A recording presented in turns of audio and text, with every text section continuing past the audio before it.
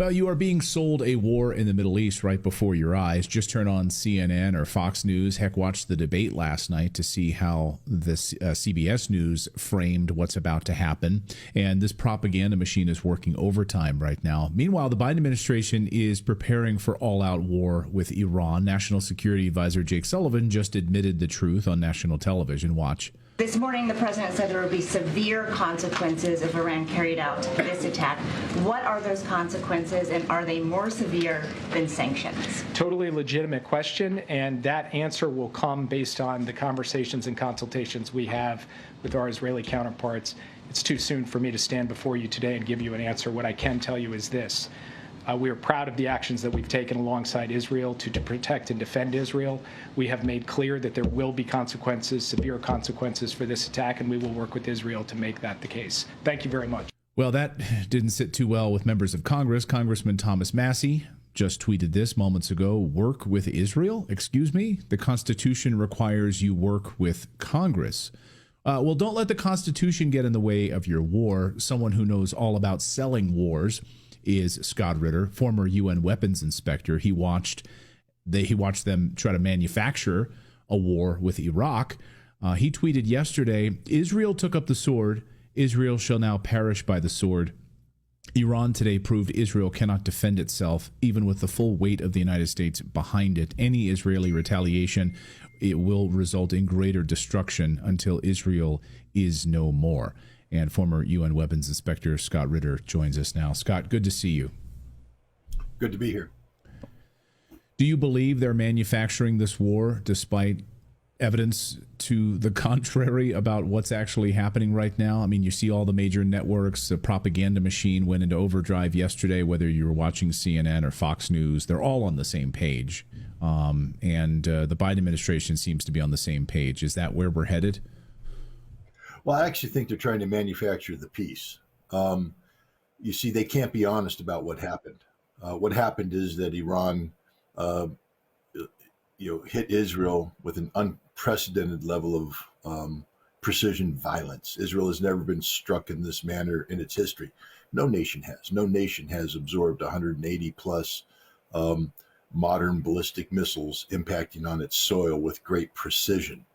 I think, that fact right there, there's a reason why Benjamin Netanyahu's voice was shaky and his hands were shaking when he was issuing his response in the aftermath of the strike, because he knows the truth, that Iran can reach out and touch any place in Israel anytime it wants with as much violence as it wants to put on it. Iran this time struck purely military targets, and they were struck in a way not to kill people, but to send the signal of destruction. And that signal was sent. Ask any Israeli soldier that watched those Iranian missiles come in unimpeded, impacting on the most sensitive military sites in Israel. They know what the truth is. Everybody knows what the truth is. But you see, if you acknowledge that, if you acknowledge the fact that Israeli emperor has no clothes when it comes to self-defense, this creates an extremely destabilizing new reality in the Middle East, one that could prompt an escalation as Israel seeks to restore some sort of deterrence posture, a viable deterrence posture. And this might mean relying on its nuclear weapons capability. That's the last thing the United States wants. So the first thing that came out, it happened immediately. This attack was a failure. Well, I mean, you can't hide the what we saw take place. It's not a failure, but it's spun as a failure. That the missile defense.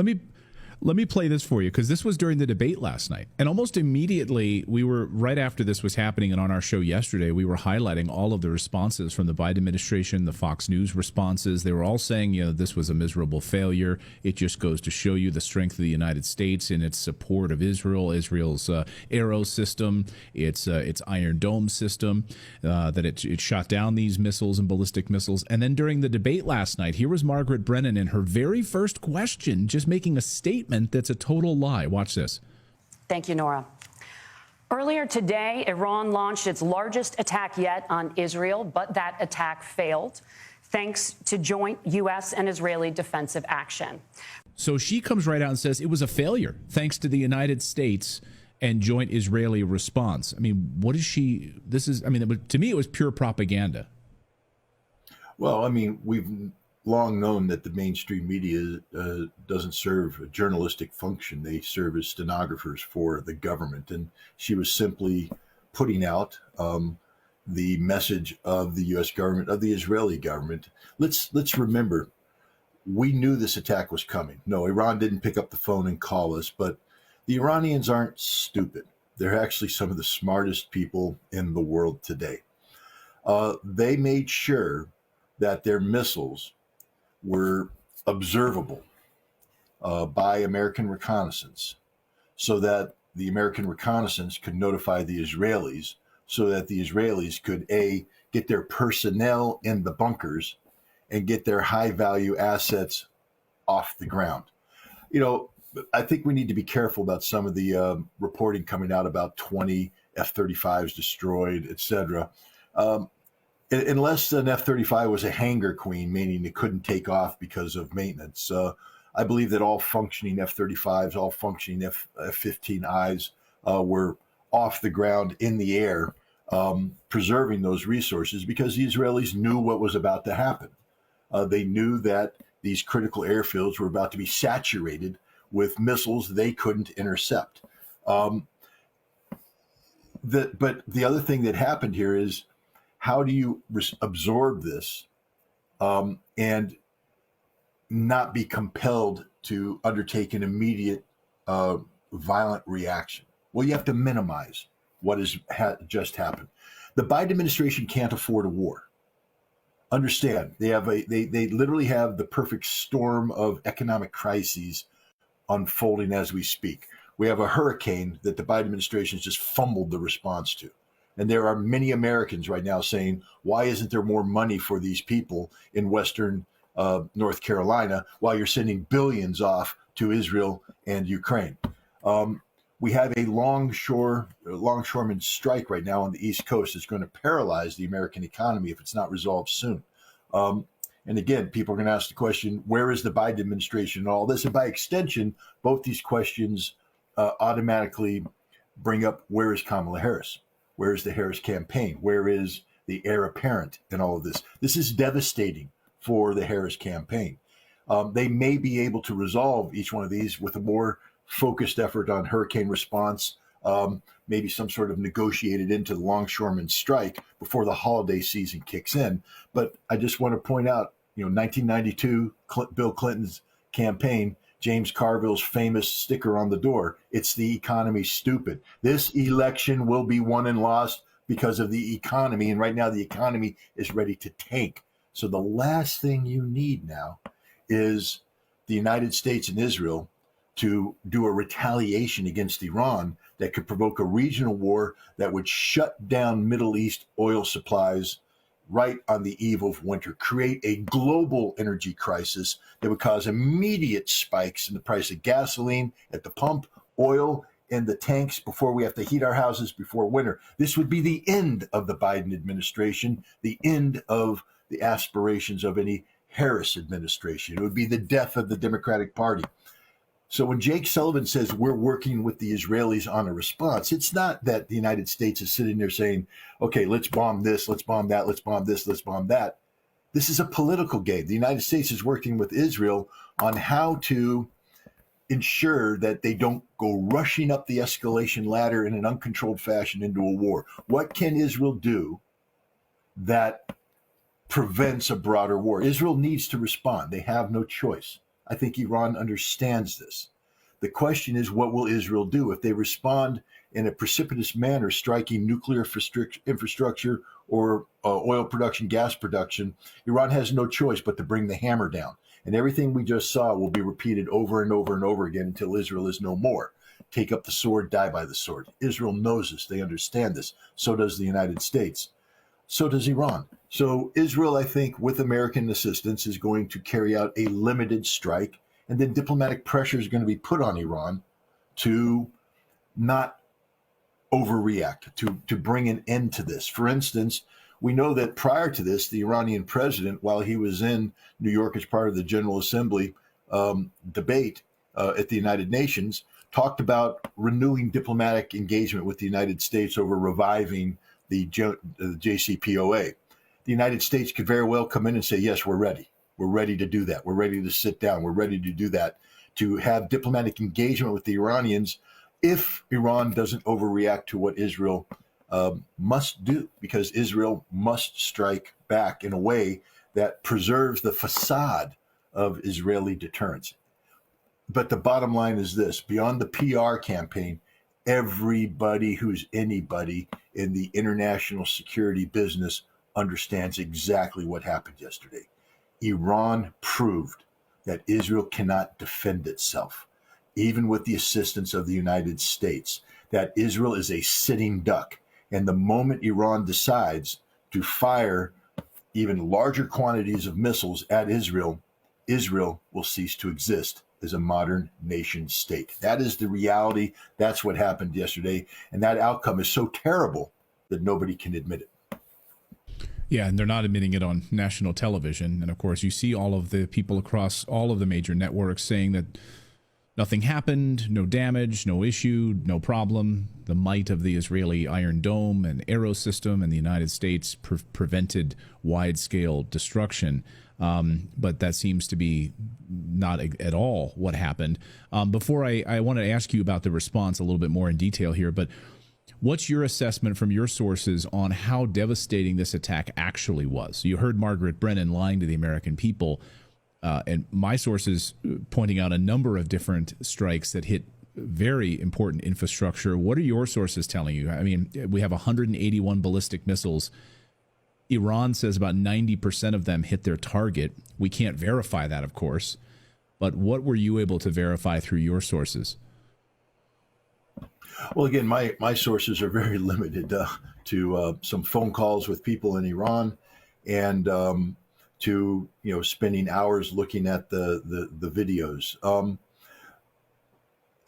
The Iranian government has released a target list, and the video data seems to back up the fact that two major air bases, Nevatim in the south where the F-35s are, and another one further north where the F-15Is are, were struck by a significant number of missiles in a simultaneous attack that was designed to overwhelm any air defense. And you don't have to be a rocket scientist to understand, the reality of what happened there. You don't have that many missiles hit at the same time with that destructive capacity without inflicting serious harm on a facility. And I do want to remind people, in case you're wondering about the accuracy of these systems, Iran fired a dozen missiles against the Al-Assad air base back in 2020 after the assassination of Qasem Soleimani. And they hit pinpoint precision every bunker they were aiming at on that base.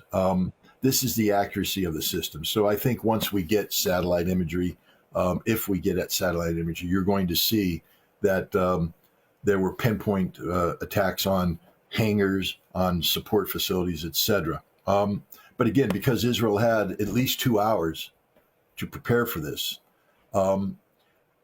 and there are things that can be done when you look at where the missiles are being launched from. You can do predictive analysis of the arc, the range arcs, etc. The Israelis had a good idea what targets were vulnerable for attack, and I believe they took the appropriate measures to eliminate casualties. And this was Iran's goal and objective.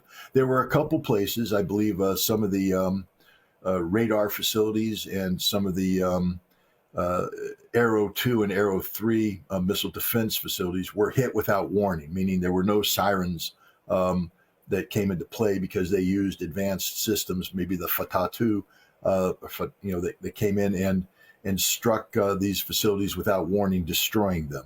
Israel won't admit this. There may have been casualties there. We don't know. But on the air bases, I would be surprised if there were any casualties in terms of manpower losses, because there was no reason for there to be. You had plenty of time to get people out into the bunkers.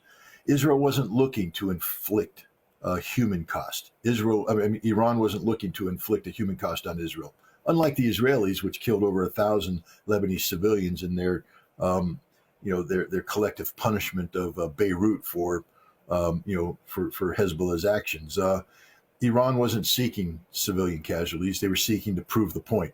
We can hit you anytime, any place with as much destructive power as we want. You can't stop us. Which brings me to the response now. And you mentioned that Israel will have to respond. And of course, if you watched mainstream media yesterday, all over, you had former generals on TV, everyone's saying Israel has to strike back and annihilate Iran. They have to go after their oil and gas infrastructure. They have to go after their nuclear infrastructure. These were common themes all across the airwaves yesterday, that they need to wipe Iran off the map. Oil and gas, and then we've seen videos of Iranians in long lines filling up their cars because of what might happen to the oil infrastructure. What do you think the response will be, and what joint response from the United States and Israel on targeting? Would just something small and we go to the table for peace talks? Well, I don't believe it'll involve Iran's nuclear infrastructure, because this is a existential Iranian capability. And if you attack this, then Iran will have no choice but to threaten Israel's existential survival. Plus, an attack against a nuclear facility, especially a reactor or place that has nuclear fuel that could lead to contamination, it opens the door for Iran to retaliate by striking Dimona. And nobody wants that. So I hope that calmer heads prevail. To strike Iran's energy infrastructure, this will immediately result in Iran destroying regional energy production capacity: Saudi Arabia, United Arab Emirates, Kuwait, Bahrain, and Iran will destroy it in a way that it won't be able to recover, not for decades. And that's the end of the global economy. So again, I would hope that the Biden administration would weigh in on that and say no. Look, the Iranians, again, by choosing the weapon system they chose, I think they defined the target deck for the United States and for Israel. I think that the bombing of a missile production facility, maybe one near Tehran, so the explosions could be seen in Tehran, sending a signal, would be sufficient. It's something that Iran could easily recover from. It doesn't cause permanent damage, but it's something that Israel could say, see, look what we can do. And that might be something the United States would work on. Now, here's the interesting part, though. The idea that this can happen automatically without consequence is absurd. Israel will take great risks going in to do this. There's a chance Israeli aircraft could be shot down. Russia has deployed S-400 systems into Iran. These systems are probably manned by Russian soldiers because Iran hasn't had time to train up on this. Russia is reportedly to have sent advanced Su-35 fighters into Iran. Again, the Iranians aren't competent in the operation of this aircraft. There's a good chance that Russians will be flying these aircraft, which means that if Israeli aircraft enter Iranian space, we have a chance for an Israeli versus Russian standoff. People say, well, how could that? Well, it happened. Look at Vietnam. Look at Korea. Russian pilots flying North Vietnamese and Korean aircraft. Look at Egypt against Israel in the Yom Kippur War. Russian pilots flying Egyptian aircraft. That's the situation we face here. And again, this is where the United States might come in and tell Russia, look, this is a face-saving gesture. You got to let it go through. Tell the Iranians this is it. There will be nothing else. We'll get back to leveling off. This is where I think the United States is coming in. So, Jake Sullivan's not lying when he's saying America's working with the Israelis, but it's designed to make America look tough.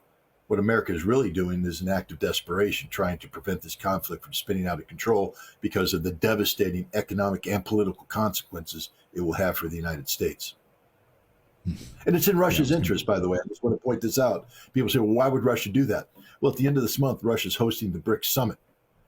Right. One way to sink the BRICS summit is to throw the world into a global energy security driven economic crisis, where everybody's talking about peace in the Middle East and nobody's talking about the new BRICS infrastructures that Russia's trying to put in place. So Russia has a vested interest in trying to get this thing nipped in the bud. And if the United States came forward with a reasonable face-saving gesture that would get Israel to back down, Russia might be able to make some phone calls. Remember, the Russian prime minister visited Iran right before this happened. Shoigu, the former defense minister, was there. There's another delegation there right now. Russia is definitely engaged with Iran, trying to ensure that what happens here doesn't spin out of control. Right. And Iran just joined BRICS in January of this year. So Iran is now a new member of the BRICS, along with Egypt, the UAE, and Saudi Arabia is in the process of it as well. So the sort of new world order rising, there would be a major setback for them. Great point. Well, tensions are very high right now all across the region. 34 days right now until Election Day in the United States, and things could not be worse what the United States is facing right now economically. And so all eyes on what's happening here.